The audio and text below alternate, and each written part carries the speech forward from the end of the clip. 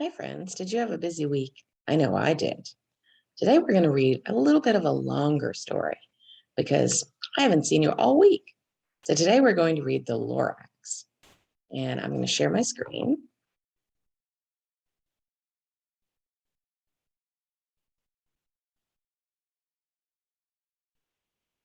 At the far end of town, where the grickle grass grows, and the wind smells slow and sour when it blows, and no birds ever sing excepting old crows, in the street is the street of the lifted Lorax. And deep in the grickle grass, some people say, if you look deep enough, you can still see today where the Lorax once stood, just as long as it could, before somebody lifted the Lorax away. What was the Lorax and why was it there? And why was it lifted and taken somewhere? From the far end of town where the grickle grass grows? The old Onceler still lives here. Ask him, he knows.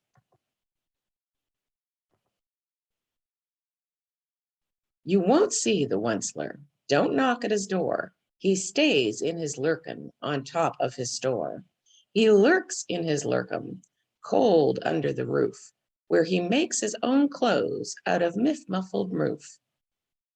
And on special dank midnights in August, he peeks out of the shutters, and sometimes he speaks and tells how the Lorax was lifted away.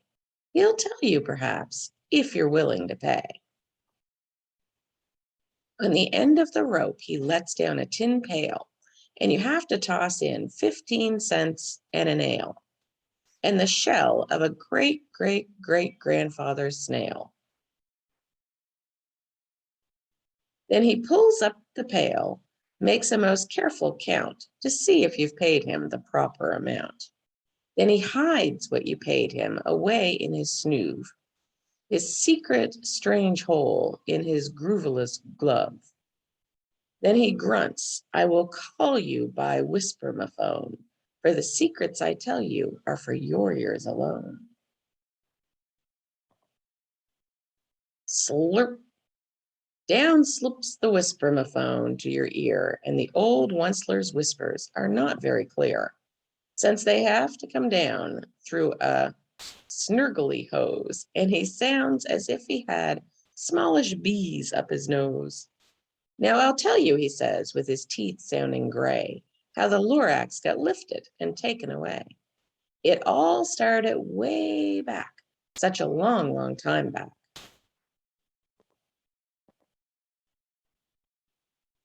Way back in the days when the grass was still green, and the pond was still wet, and the clouds were still clean, and the song of the swomy swans rang out in space. One morning I came to this glorious place, and I first saw the trees, the truffula trees, the bright colored tufts of the truffula trees, mile after mile in the fresh morning breeze. And there's his wagon. He's coming in the Onceler wagon.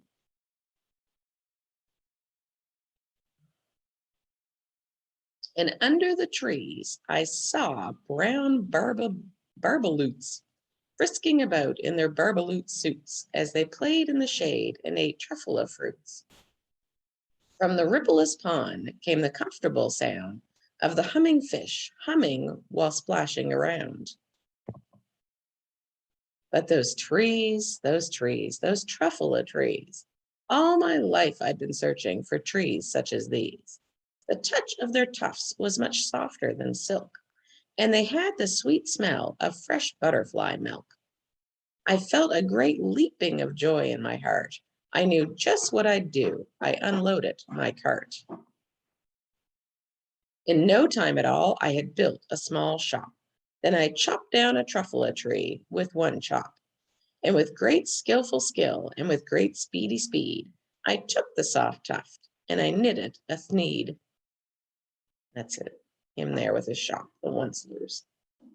What do you think a thneed is? The instant I'd finished, I heard a gathump. I looked. I saw something pop out of the stump of the tree that I'd chopped down. It was sort of a man. Describe him? That's hard. I don't know if I can. He was shortish and oldish and brownish and mossy, and he spoke with a voice that was sharpish and bossy. Mister, he said with a sawdusty sneeze, I am the Lorax. I speak for the trees. I speak for the trees have no tongues. And I'm asking you, sir, at the top of my lungs. He was very upset as he shouted and puffed. What's that thing you made out of my truffle-a-tuff? Look, Lorax, I said, there's no cause for alarm. I chopped just one tree. I'm doing no harm. I'm being quite useful. This thing is a thneed. A thneed's a fine something that all people need. It's a shirt, it's a sock, it's a glove, it's a hat. But it has other uses, yes, far beyond that. You can use it for carpets, for pillows, for sheets, or curtains, or covers for bicycle seats. The Lorax said, Sir, you are crazy with greed. There is no one on earth who would buy that fool thneed.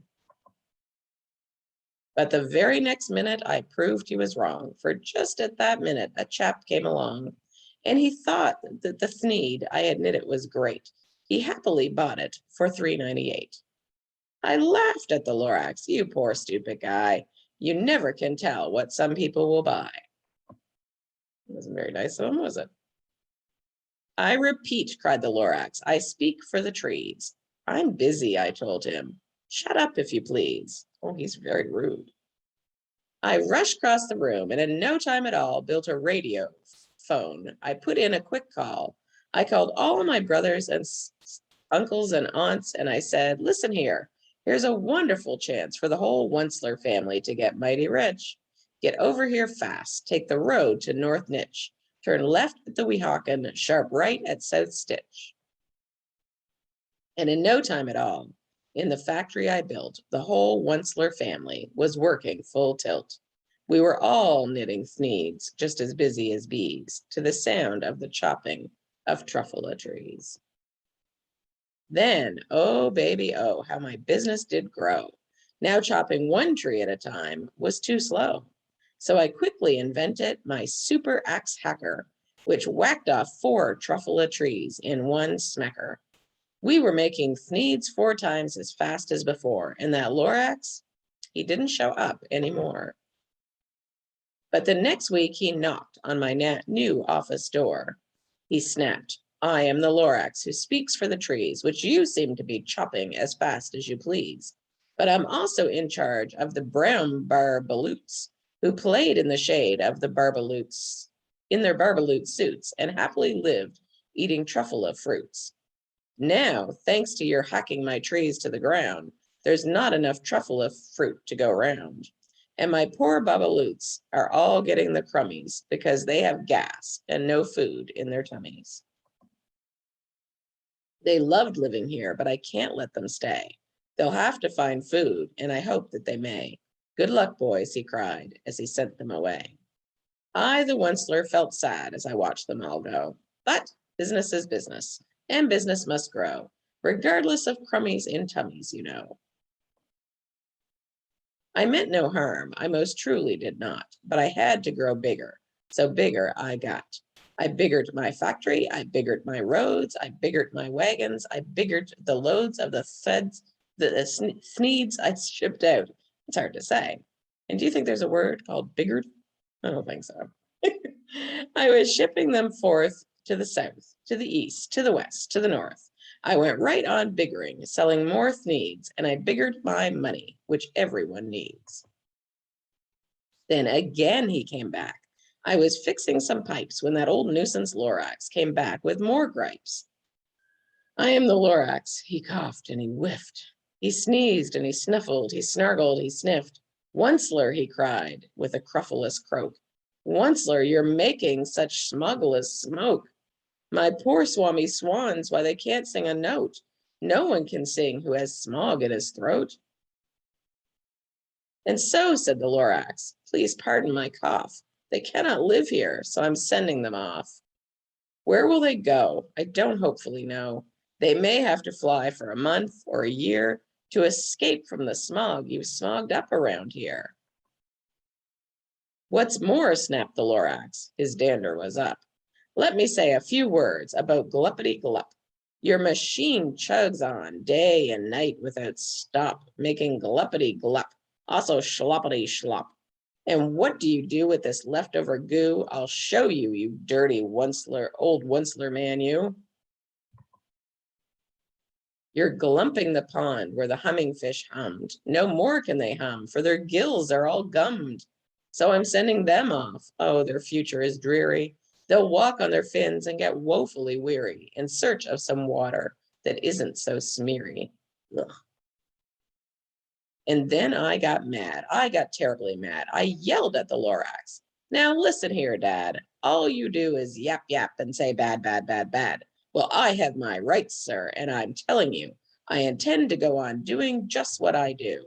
And for your information, you Lorax, I'm figuring on biggering and biggering and biggering and biggering, turning more truffle trees into thneeds, which everyone needs. And at that very moment, we heard a loud whack. From outside in the fields came a sickening smack of an axe on a tree. Then we heard the tree fall, the very last truffle tree of them all. No more trees, no more needs, no more work to be done. So in no time, my uncles and aunts, everyone, all waved me goodbye. They jumped into my cars and drove away under the smoke-smuggered stars.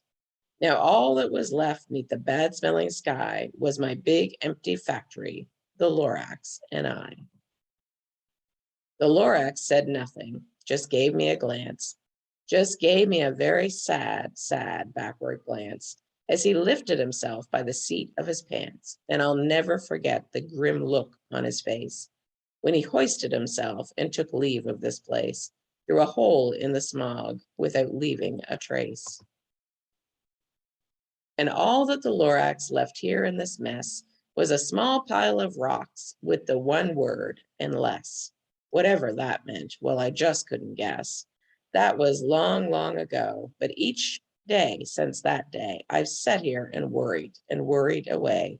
Through the years, while my buildings have fallen apart, I've worried about it with all of my heart.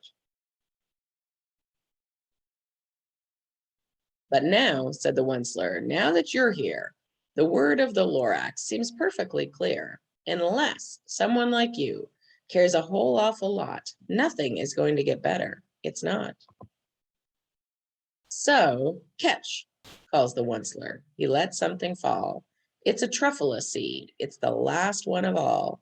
You're in charge of the last of the truffle seeds, and truffle trees are what everyone needs. Plant a new truffle tree. Plant a new truffle, treat it with care. Give it clean water and feed it fresh air. Grow a forest, protect it from axes that hack. Then the Lorax and all of his friends may come back. So he was in charge of the very last truffle seed. That Onceler, he made quite a mess, didn't he? And what do you think the boy's going to do with that last truffle seed? You think he'll plant it and grow some truffle trees? I hope so. All right, friends. I hope you have a great day. Bye-bye.